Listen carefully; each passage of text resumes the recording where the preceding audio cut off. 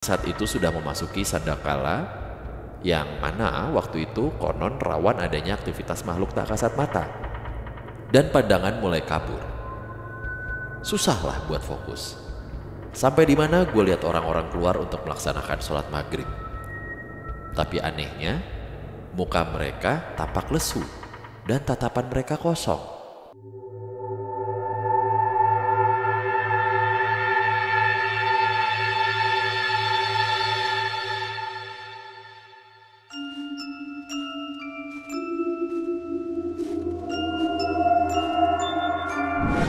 Assalamualaikum warahmatullahi wabarakatuh. Shalom, Om Swastiastu, Namo Buddhaya. salam kebajikan. Selamat datang kembali di podcast Malam Kliwon episode 629. Betul sekali, awal Desember teman Kliwon ya. Ini pengumuman penting. Selain kita mau terima kasih sama yang sudah join membership, Yoi. Podcast Malam Kliwon akan mengadakan perjalanan spiritual eksklusif untuk 30 teman Kliwon. Nah, kita akan trip bareng naik bus di seputaran Jawa Barat 1 hari 1 malam dengan biaya yang ya tidak mahal-mahal amat lah. Karena kan kita juga harus nyewa bus gitu. Iya, dan perjalanan ini akan memakan waktu 2 hari 1 malam ya. Betul. Dengan beragam kegiatan rahasia Iya, yang menarik. akan kami share. Tapi di sana nge-share-nya, nggak di Iya. sosmed. Ini beneran di minggu awal. Mudah-mudahan ya di minggu awal. Kita tadi Desember. baru meeting minggu awal Desember. Jadi nabung dari sekarang dan kosongin jadwalnya di minggu awal Desember. Yuk kita jalan-jalan bareng, perjalanan Iya. spiritual bareng nih. Di tahun ke-6 akhirnya bisa jalan-jalan bareng teman Kliwon di momen akhir tahun. Kita sebis bareng guys. Seru banget. Seru banget. Let's go. Oke, selamat pagi, siang, sore, malam teman Kliwon ya. Tadi itu pengumuman buat kita bisa jalan-jalan bareng dengan segala aktivitasnya ya. Oke, pantengin aja pokoknya di IG-nya Podcast Malam Kliwon ya, biar nggak ketinggalan karena cuma buat 30 orang. Betul. Sangat-sangat terbatas. Oke. Halo teman Kliwon, ada kabar gembira untuk kita semua. Apa tuh? Sekarang Podcast Malam Kliwon ada YouTube Membership. Nah, cuma Rp20.000 teman Kliwon bisa menikmati keseruan-keseruan di balik layar kamera kami. Nah, terus teman Kliwon itu bisa live bareng kita tiap bulan. Jadi teman Kliwon bisa nanya apa aja. Silakan saudara yang ingin bertanya bisa tuh di situ nanti ya. Terus juga bakal ada video-video uncut, uncensored dan semua momen seru, saudara. Ayo, makanya gabung sekarang. Cukup dengan 20.000. Iya, tinggal klik tombol join membership. Ulala. Cibibang cidewe babi. Join membership. Oke, Kita akan membacakan kiriman dari teman Kliwon. Cerita pertama di episode malam hari ini datang dari kawasan Pulau Gadung.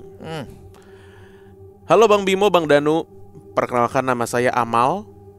Saya mau menceritakan pengalaman saya ketika awal mulai kerja pada tahun 2013 di salah satu bank berplat merah di daerah kawasan Pulau Gadung, Jakarta Timur. Sebelumnya saya ceritakan dulu kondisi gedung bank ini. Bank ini terdiri dari 2 bagian, tampak depan dan tampak belakang. Di tampak depan sudah mulai direnovasi. Yang awalnya dinding gedung itu ditutupi keramik putih menjadi ditutupi oleh cat biru. Sedangkan pintu belakang kondisi masih ditutupi oleh keramik putih, seperti gedung zaman dulu. Gedung ini kalau berdasarkan tulisan di dalam liftnya berdiri tahun 1951. Kondisi di belakang gedung terdapat parkiran mobil. Yang di tengah-tengah parkiran terdapat pohon beringin yang besar. Dan di seberang parkiran ada lapangan bola. Gedung ini terdiri dari 4 lantai. Lantai 1 tuh tempat nasabah transaksi. Lantai 2 bagian back office. Lantai 3 bagian kredit. Dan lantai 4 berupa aula yang luas dan ada panggung di sana. Lantai 4 ini digunakan sebagian untuk gudang inventaris kantor, kayak kursi, komputer, meja rusak, dan lain-lain. Saya kerja di lantai 3. Kondisi di back office masih berbentuk gedung lama, di mana lantai masih memakai granit dan lampu yang bernuansa remang-remang. Nah, kejadian mistis yang aku alami ini pertama kali terjadi di ruang musola. Bentuk ruang musolanya adalah ruangan kecil yang dipenuhi oleh dokumen-dokumen nasabah. Aku dan salah satu temanku, sebut aja Mbak Putri, sholat bareng. Dan posisi aku jadi imam. Pada saat rakaat pertama aman, gak ada suara-suara. Namun pada saat rakaat kedua, aku mendengar ada suara tangisan perempuan. Awalnya suara itu terdengar samar di atas rak dokumen.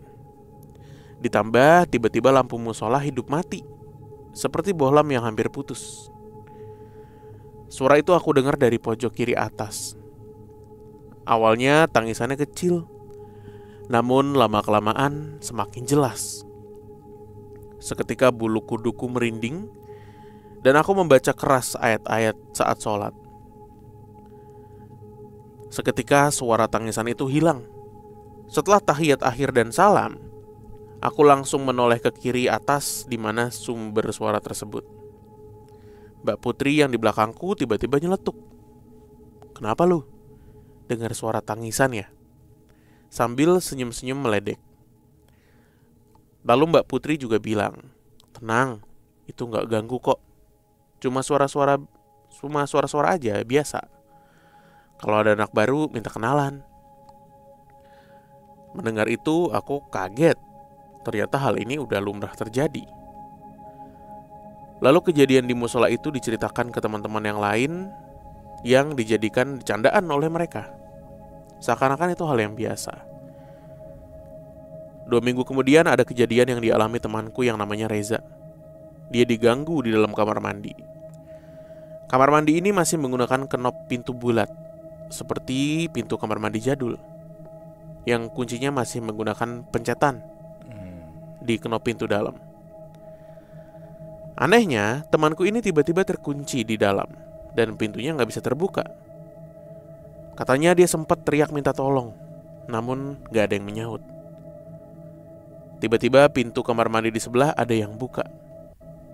Sontak temanku minta tolong ke bilik sebelah itu. Namun gak ada jawaban dari bilik sebelah. Hanya saja di bilik sebelah dia mendengar ada suara orang menyanyikan lagu sambil bersenandung. Setelah itu tiba-tiba pintu kamar mandinya terdengar seperti kunci pintu yang dibuka. Reza pun kabur, keluar kamar mandi dan menghampiri aku dan teman-teman di dalam kubikel, sambil dia cerita tentang apa yang dialaminya. Akibat cerita dari Reza, setiap ke kamar mandi kami selalu bawa handphone untuk jaga-jaga kalau ada apa-apa di kamar mandi. Sebulan setelah kejadian itu, kejadian ketiga terjadi dan dialami olehku dan OB kantor. Karena akhir bulan, aku lembur ditemani oleh OB-ku. Sebut aja namanya Mbak Ius. Jam 8 lewat, akhirnya aku selesai, lalu beres-beres. Aku bilang ke Mbak Ius untuk beresin ruangan. Aku pulang duluan karena Mbak Ius mau cuci piring dulu. Akhirnya aku pamit dan ingin menaiki lift. Anehnya, ketika lift terbuka, entah kenapa seperti ada yang berbisik untuk jangan masuk ke dalam lift itu. Yang akhirnya aku ikuti. Aku turun tangga, di mana lantai 2 yang merupakan back office itu adalah ruangan kaca, sehingga di kondisi dalamnya tuh terlihat dari tangga turun. Lalu aku melihat di dalam seperti ada pegawai perempuan yang duduk di depan komputer. Namun kondisi lampu semuanya mati. Aku lari langsung ke parkiran dan langsung pulang. Ketika aku sampai rumah, notifikasi di grup WA tuh ramai. Ternyata setelah aku pulang, Mbak Ius naik lift dan dia terjebak di dalam lift itu dari jam 8 hingga jam 11 malam. Teknisi dari lift itu tinggal di Tangerang. Waduh. Sehingga cukup makan waktu lama nih untuk dia balik ke kantor. Lalu aku sempat mikir, untung aja aku gak jadi naik lift. Kalau enggak mungkin nasibku sama seperti Mbak Ius. Keesokan harinya aku tanya ke Mbak Ius, Mbak Yus bilang, "Iya mas, aku kejebak di lift. Tapi pas saya beberes, saya lihat Mas Amal masuk lift dan turun ke lantai dasar. Makanya saya pas pulang berani pakai lift. Sedangkan seperti yang kujelaskan tadi, pada saat kejadian itu, aku gak jadi naik lift dan turun pakai tangga. Setelah lama kejadian lift tersebut, kejadian keempat dialami oleh temanku, namanya Reza. Dimana pada saat lembur dia cerita bahwa dia sempat diganggu di parkiran. Dia parkir mobilnya persis di bawah pohon beringin. Katanya ketika pulang jam 9 malam, dia gak bisa ngidupin mobilnya. Lalu dia membuka kap mobil untuk mengecek aki. Setelah kap mobil ditutup, katanya dia melihat di jok mobil belakangnya ada seorang perempuan yang duduk di dalam. Reza langsung membanting kap mobilnya, lalu berlari ketakutan ke pos satpam yang ada dekat dengan mesin ATM. Lalu dia kembali beserta 2 security untuk mengecek. Setelah dicek, dia gak melihat apa-apa di dalam mobil. Namun karena dia sudah takut, akhirnya mobilnya dia tinggal dan pulang naik taksi. Mobilnya baru diambil besok hari. Kejadian kelima dan terakhir ini terjadi sebelum aku pindah kantor. Kejadiannya dialami oleh aku, Reza, dan Dani. Karena akhir bulan dan banyak dokumen yang harus dibereskan, kami bertiga terpaksa lembur hingga jam 11 malam. Sebelum itu, Mbak Yus yang udah trauma akibat kejadian sebelumnya izin pamit jam 8 malam. Hingga hanya kami bertiga aja yang tersisa. Setelah selesai kerja dan beres-beres, kami mulai mematikan lampu-lampu di kantor. Aku matiin lampu ruang rapat, Reza matiin lampu bilik, sedangkan Mas Dani mematikan lampu pantry di luar ruangan. Pantry itu berbentuk memanjang, di mana di ujung pantry ada dispenser air. Pada saat Mas Dani mematikan lampu, dia seperti melihat manusia gosong dan merintih kesakitan di samping dispenser tersebut. Sontak dia istighfar kencang. Suaranya membuat saya dan Mas Reza langsung lari dari ruangan dan langsung ke tangga. Kemudian disusul Mas Dani hingga keluar kantor dan bertemu security. Lalu dia cerita bahwa dia melihat ada manusia gosong di samping dispenser itu. Kami bertiga akhirnya pulang ke rumah masing-masing. Karena banyaknya kejadian yang dialami, akhirnya kami satu divisi pindah kantor ke gedung baru di daerah Kelapa Gading. Dan semenjak itu, ruangan kantor kami di lantai 3 dibiarkan kosong begitu saja. Demikian cerita pengalamanku di gedung kantor kawasan Pulau Gadung. Next, aku juga ada cerita tentang pengalaman waktu SMA camping di kawasan Cibubur. Terima kasih Mas Bimo dan Mas Danu sudah dibacakan. Sukses selalu ya podcast Malam Kliwon. Oke, Mas Amal. Bank plat merah di Pulau Gadung ya nggak bisa ditebak lah karena banyak ya bank plat merah di Pulau Gadung tuh. Tapi ciri khas yang utama adalah gedungnya gedung tua gitu. Ada pohon beringin. Lah ini kayak ini ya. Dan ada lapangan bola. Kayak waktu itu ya yang di Jakarta Timur. Iya. Pulau Gadung juga Jakarta Timur sebenarnya. Oh iya juga ya. Apa jangan-jangan sama ini? Ada pohonnya. Karena waktu itu iya. Si yang bilang yang ngirim cerita. Iya juga. Yang ngirim cerita yang gue kira di Otista, taunya di sini. Banknya gitu. Deng. Kan waktu itu gue nebaknya wah nih kayak di Otista nih gitu, bank plat merah ada pohon beringin gitu. Cuman emasnya DM. Iya, dia merespon. Wah bilang, bukan bang, tapi di Pulau Gadung gitu. Ini fix sih, ini gedung yang sama nih. Teman sekantor kali atau jadi cewek kali masnya biar ceritanya dibacain. Lah emang apa? Tapi serunya di PMK tuh gitu ya. Apa saling validasi cerita gitu. Ada versi POV A, kayak komplek yang di itu dah. Apa? Yang ada kayak sarang burungnya gitu. Ya yang di Jati Bening. Nah itu 3 cerita ada kali masuk ke kita. Betul. Orang kompleks itu semua. Iya bang, sama tuh. Iya, anjir. Iya, iya, iya. Segitu ya. Iya kayaknya ini bangunan yang sama ya. Ada lapangan bola di dekat parkiran. Harusnya nggak boleh sekarang. Banyak kan sekarang bank plat putih. Apa tuh? Kan sekarang plat putih. Yang kalau yang Oh, baru, iya. iya. Kalau plat hitam ada birunya, elektrik banknya berarti nih. Bang Banknya Setrum. Ya sama tuh. Bang Setrum. Jabrik. Lah, orang jabrik begini. Namanya siapa, Bang? Bang Setrum. Nah ini sebelah dispenser itu tadi. Nah, itu. Orang lagi gosong begitu bukan ditolongin lu malah lari. Tahu lo gimana lo? Itu kan biasanya ya dispenser kan suka nyetrum tuh Ya belakangnya. itu dah. Udah gitu kan air nyamber. Gelas biasanya keluber. Nah, Itu. itu nyetrum malah ditinggal lari lu. Gue sumpahin lu. Apa? Apa?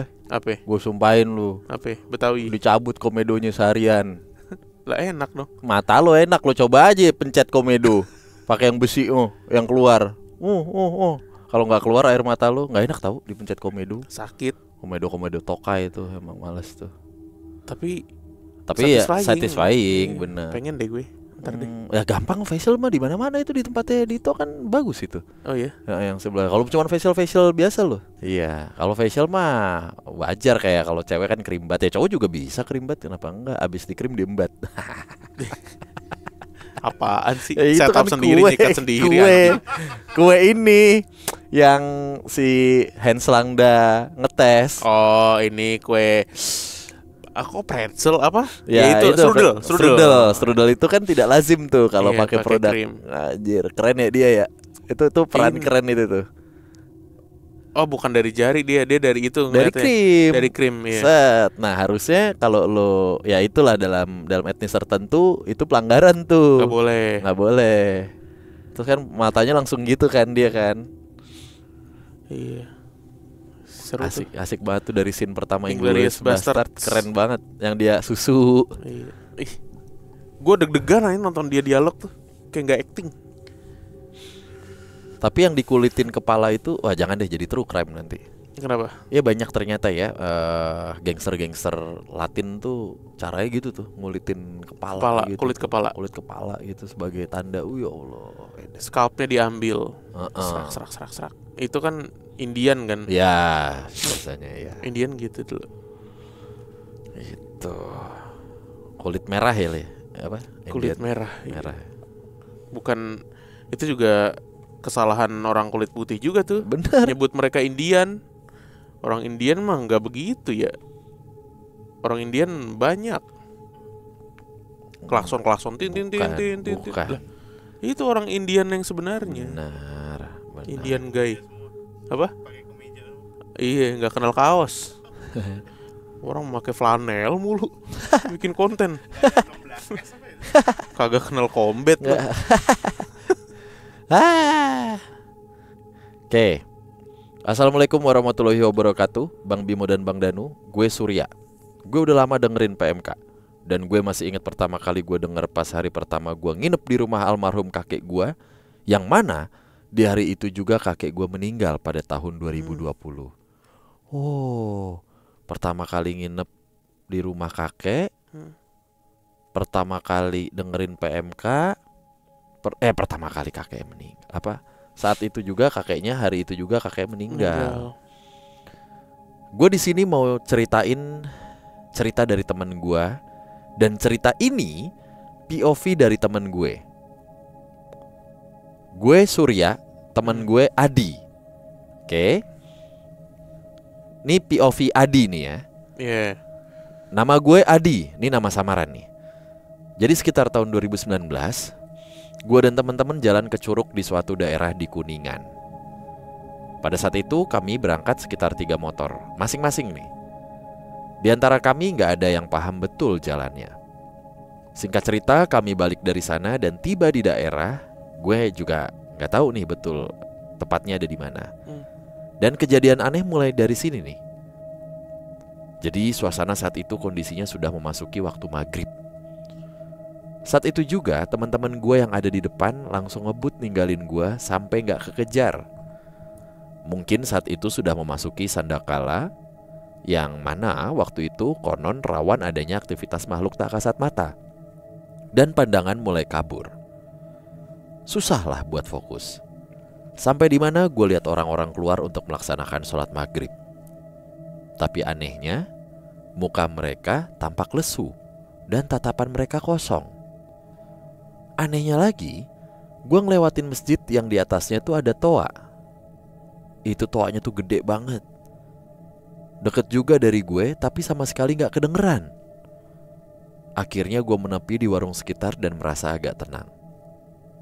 Oh, jadi ada masjid, ada toanya, tapi gak ada apa-apa tuh. Gak ada suara gitu. Pas gue di warung, gue tanya nih pemilik warung, "Wak, ini tuh daerah apa ya?" Tatapan dia pun sama kosong, dan hanya menatap gue dengan tatapan kosongnya. Langsung aja gue pergi dari warung tersebut saat itu juga dan melaju cukup kencang dengan motor gue. Kejadian aneh gak berhenti di situ. Entah kapan dan gue juga gak sadar, jalan yang berukuran sedang itu tiba-tiba berubah jadi jalan besar. Gue tiba-tiba ada di jalan tol. Gue bingung dan kaget setengah mati.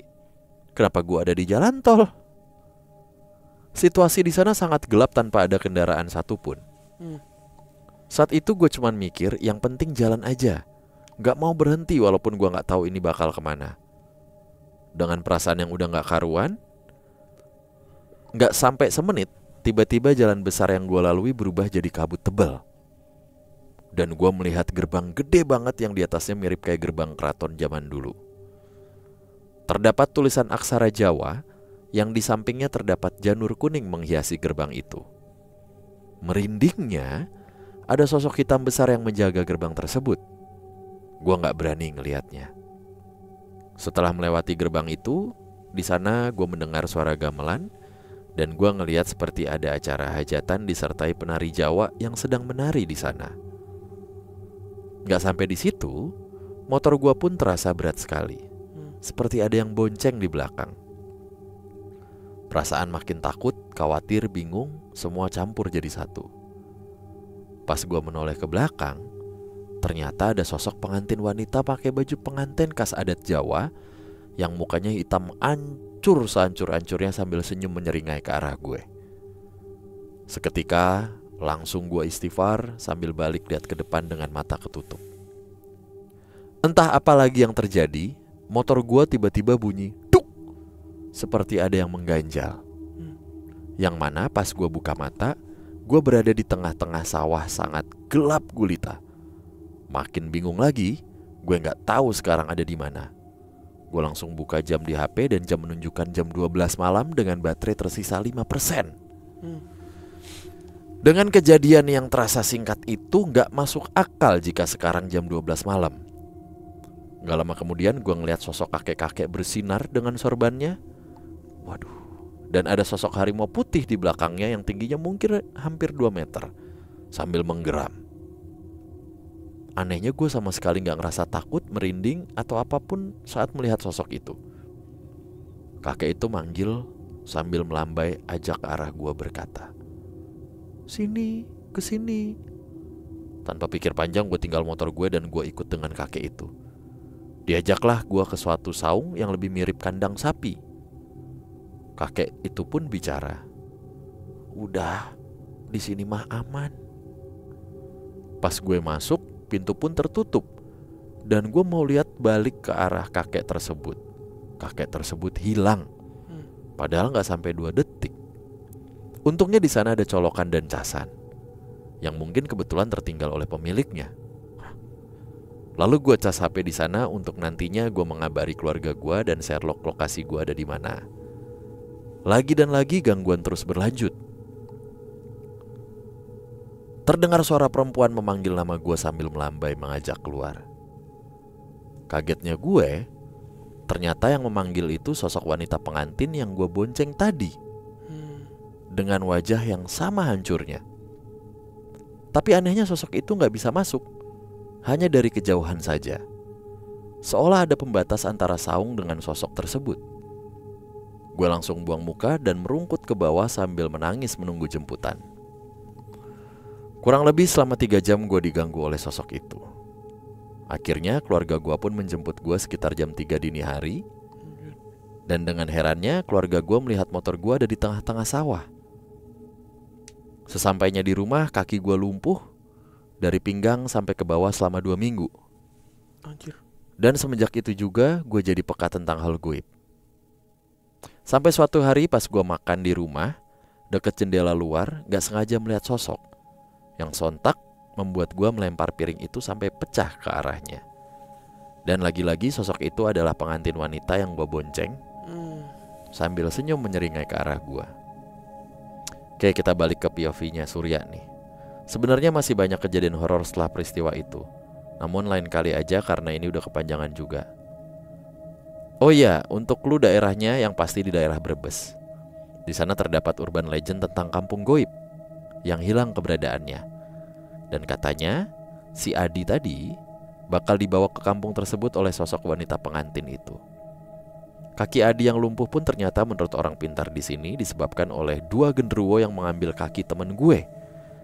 Dan si pengantin wanita itu tinggal di depan pohon rumah temen gue yang mana dia ingin menikah dengan temen gue. Dan setelah pohon itu ditebang sudah gak ada lagi gangguan dari si pengantin wanita itu. Plot twistnya, Adi ini ternyata hilang selama 3 hari. Dan menurut POV teman-temannya yang motoran ke Curug, ternyata malah si Adi ini yang mendahului mereka. Mungkin cukup sekian cerita dari teman gue Bang Bimo dan Bang Danu. Mohon maaf kalau ada yang kurang dimengerti. Mungkin nextnya gue mau cerita tentang apa yang gue alami sendiri di daerah dekat teman gue tiba-tiba muncul itu. Oh, Brebes nih berarti nih, Adi Brebes. Ya, salam juga buat Bang Gibran ya, dan juga buat dulur-dulur di sana. Oke, Lur. Semoga PMK jaya. Amin. Waalaikumsalam. Tidak perlu berdasi, Lur.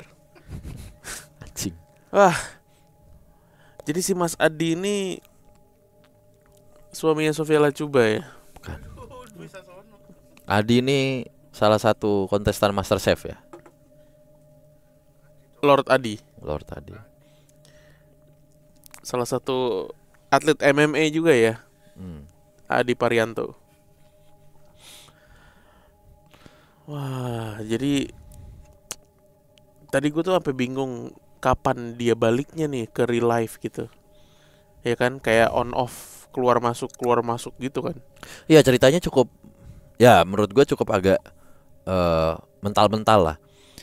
Bahkan tadi di terakhir dia bilang ternyata seperti sosok wanita yang diboncengin lah. Kagak pernah cerita dia goncengin sosok wanita.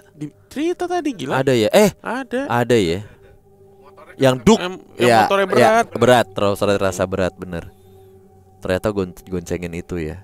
Iya, perempuan itu terus yang muncul gitu. Gue soalnya dari tadi merhatiin rutenya. Rutenya ini baru gue lewatin kan minggu lalu. Mana ya? Masuk tol bisa jadi. Tapi karena 2019 kan. Iya, tapi habis itu tiba-tiba di sawah gitu. Terus sebelum tol apa tadi? Jalannya lebar. Kan jadi pertama tuh ini dia Sendakala kan? Sandekala. Terus habis itu dia ngelihat orang-orang yang mau sholat tapi capek. Mukanya capek. Mukanya pada kosong. Lempeng aja habis proyek kayaknya tuh. Nah habis itu masjid toanya nggak nyala, ke warung juga dilempengin.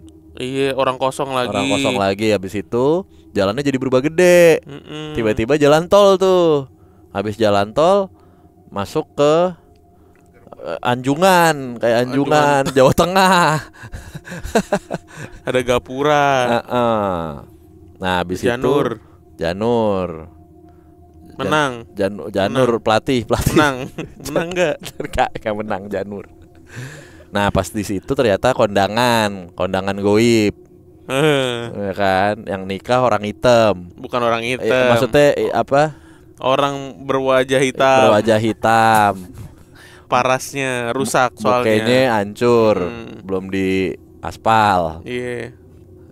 Udah ketakutan, ngegas lagi. Lah kan padahal habis ditol ya. Iya. Gue kira ini habis kayak bukan dia nyadar ditol ya.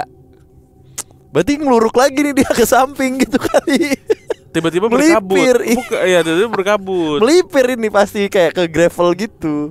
Habis berkabut di tengah sawah. Tengah sawah. Duk gitu. Nah, itu nabrak apa tuh dia, Duk? Hah? Nabrak apa? Hah? Orang-orang sawah. Nabrak apa dia tiba-tiba? Duk. Orang. Jangan deh. Hah? Orang nyari belut. Orang lagi nungging-nungging nyari belut gitu. Ditabrak. Anjing lo. Goblok. Gue juga bayanginnya gitu tuh. Orang nungging nyari belut Nyari itu. belut. Lo antem aja pakai Supra lo. Orang Brebes ngomel tuh. Tuh. Waduh. Matanya melocot. Gitu pasti tuh keluar tuh. 1-2 kata mah. Enggak, masalahnya kan kalau dia nungging ditabrak dari belakang dia nancep lah ke depan. Blup gitu. Nancep di sawah ya. Nancep di lempung. Habis itu ketemu kakek-kakek bawa macan tinggi, macan jangkung. Macan tinggi. Macan jangkung, raung-raung, gerem-gerem dong. Udah sini. Macan tinggi di tribun ini kali. Ya. Tribun atas. Udah pas diajakin kayak kandang sapi. Ya kan? Udah mah di sini aman. Cuman bawa tokai aja dikit kalau kakek gitu. Sama banyak jamur tuh. Iya, Sikat kalau mau aja. ngalus sikat aja, Bray. Sikat Kakeknya, aja. kakek gimbal. Anjing, kakek nyetun. Pakai sorban tapi rambutnya keluar-keluar gimbal gitu. Iya, ini kupluk Jamaika kali. Iya. Iya. Ala Udah. Wacano. Agak bau dikit tapi aman aja. Kalau Sokin nemu takis aja. kakek slow. Kakek Pas dilihat tiba-tiba hilang ya, udah ngilang dari awal lo ketemu kakeknya mah. Iya. Oh, nyikat jamur. Gini ya teman-teman, efek narkoba tuh begini bahaya. Bahaya. Nggak boleh. Udah, habis itu dia mau dia mau masuk tapi nggak bisa kan? Pintunya ketutup katanya. Pintunya ketutup. Nah, Tapi ini ada charger ketinggalan. Anjing ya. Kayak Resident Evil. Iya, Selalu ada barang-barang selalu penting ketinggalan. selalu ada item. sama ada casan. Ya itu tadi kan gue bilang. Ada Kok casan mas ada ketinggalan. casan? Ini menarik sih, ada casan ketinggalan tuh menarik. Bener kayak Tomb Raider. Kayak lo dikasih Kayak ini, Resident kasih Evil. nyawa lo. Kayak di game PS1 ya. Di Iya. dalam di dalam peti ada kue pie buat ngisi darah. Iya. Padahal basi. Iya. Kayak Resident Evil anjing. Ada item-item yang kita butuhkan. Untungnya di sana ada colokan dan casan yang mungkin kebetulan tertinggal oleh pemiliknya. Mana ada colokan sama casan ketinggalan ditanam sama pemiliknya? Iya. Di kandang sapi. Di kandang sapi lagi. Casannya ketinggalan. Iya, colokannya. Kok bisa sama itemnya? Bisa Bisa. aja HP lu iPhone, Nah. chargernya dia Android lama gitu. Nah mungkin kebetulan lalu gue cas HP gue di sana ya untuk nantinya oke. Terdengar suara perempuan memanggil nama gue sambil melambai mengajak keluar. Nah kagetnya gue ternyata yang manggil itu. Nah berarti kan dia udah di dalam ya? Enggak, yang si itunya nggak bisa masuk. Si perempuannya kayak ada tembok. Oh, dia masuk, pintunya ketutup le. Pas gue mau masuk, pas Pintu gue tertutup. masuk pintu pun tertutup. Iya, Oh, jadi dia masuk, masuk tak, langsung langsung tutup. tutup. Lagi kayak game. Lagi lagi kayak Resident PUBG Evil. lo. Efek jamur. Kesimpulan yang baik. Nah tapi apa nih? Tempatnya tuh apa? Nggak dijelasin ya sama si Adi ya. Kan akhirnya 3 jam diganggu. Akhirnya keluarga ngejemput kan jam 3 dini hari. Iya, ternyata dia hilang selama 3 hari. Enggak, melihat motor gua ada di tengah-tengah sawah. Nah mungkin di saung-saung deket sawah gitu ya. Aduh, Nggak makan, nggak minum, nggak apa tuh 3 hari ya. masih bisa sih orang. Cuma udah ini. Udah oleng itu, oleng banget. Epic. Cuman wah, jumpingnya itu loh yang Cubung edan ya. kali ya. 2019 masalahnya bro. Cubung kali. 2019. Gila 2019 nih. Itu dah, kayaknya dah kurangin oplosan ya. Udah encil. Gak usah pakai ini cil, sovel, gak usah. Ada-ada aja. Ya, tapi lumpuh 2 minggu ya. Dan itu Itu ternyata dia. diambil kakinya. Katanya lumpuh 2 minggu. Oplosan. Udah valid.